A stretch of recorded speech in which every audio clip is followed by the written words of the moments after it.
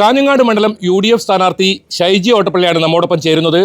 ഈ കാഞ്ഞങ്ങാട് എന്ന് പറയുന്നത് എക്കാലത്തും ഇടതുമുന്നണിയുടെ ഒരു കുത്തക മണ്ഡലമാണ്. ആ ഒരു മണ്ഡലത്തിലെ വിള്ളലുണ്ടാക്കാനാണ് ഇതോടെ ഇറങ്ങിയിരിക്കുന്നത്. തീർച്ചയായിട്ടും ഇക്കുറി കേരളമാകെ ഇടതുമുന്നണിക്കുള്ള എതിരെയുള്ള ഒരു തരംഗം മാഞ്ഞു വീശും. അത് ഈ കാഞ്ഞങ്ങാട്ടും ഈ കാസർഗോഡ് ജില്ലയിലും അത് തീർച്ചയായിട്ടും ഉണ്ടാകുന്ന കാര്യത്തിൽ എനിക്ക് ഉറപ്പാണ്. എന്താണ് ഒരു അനുകൂല ഘടകമായി കാണുന്നത്? പ്രധാനമായിട്ടും ഇടതുമുന്നണിയിലുള്ള ആളുകൾ പോലും ഞങ്ങൾക്ക് അനുകൂലമായി വോട്ട് ചെയ്യുമെന്ന് കഴിഞ്ഞ ത്രിതല പഞ്ചായത്ത് തെരഞ്ഞെടുപ്പിൽ അത് വ്യക്തമായി കഴിഞ്ഞിരിക്കുകയാണ്.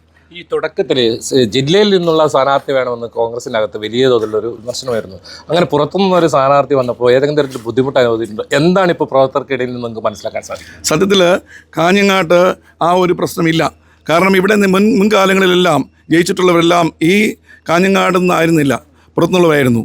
അതുകൊണ്ട് തന്നെ ഇപ്പോഴും എനിക്ക് ലഭിക്കുന്ന ഒരു പ്രതികരണം, ഈ പ്രാവശ്യം ഞാൻ പുറത്തുനിന്നാണെങ്കിൽ പോലും എൻ്റെ ബന്ധങ്ങളെന്ന് പറഞ്ഞാൽ എൻ്റെ പപ്പായുടെ അമ്മ വീട്ടുകാരെല്ലാം തന്നെ രാജപുരം കുടുംബാംഗങ്ങളാണ്.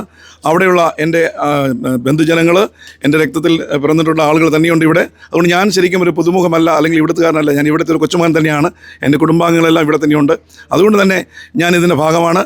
ഞാനിപ്പോൾ ഇന്നലെ ഞാൻ കാഞ്ഞങ്ങാട് വന്നിറങ്ങി. ഇനി സ്ഥിരമായി കാഞ്ഞങ്ങാട്ട് സ്ഥിരതാമസമാക്കുന്നു.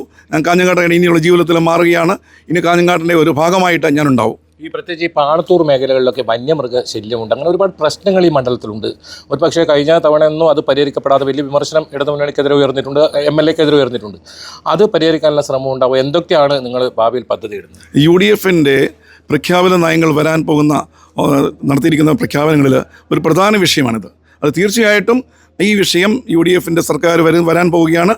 അതിൽ കൃത്യമായി നടപ്പിലാക്കുവാൻ വേണ്ടിയിട്ട് കൃത്യമായ ഇടപെടൽ ഈ കാര്യത്തിൽ വന്യമൃഗ വിഷയത്തിൽ കൃത്യമായിട്ട് നമ്മുടെ നാട്ടിലുള്ള ഈ പ്രശ്നം കാഞ്ഞങ്ങാടുകാർക്ക് വേണ്ടിയിട്ട് പരിഹരിക്കുവാൻ ഞാൻ മുഖ്യമായിട്ടും ശ്രദ്ധിക്കുന്നതായിരിക്കും. എന്തായാലും ഇടതുമുന്നണി കോട്ട തകർക്കാൻ സാധിക്കും, വികസനത്തിന് മുൻതൂക്കം നൽകും. ഉറച്ച പ്രതീക്ഷയിലാണ് കാഞ്ഞങ്ങാട് മണ്ഡലം സ്ഥാനാർത്ഥിയുള്ളത്. KB Baiju, News 18 Kasaragod. കൂടുതൽ വാർത്തകൾക്ക് News 18 Keralam YouTube channel subscribe ചെയ്യുക.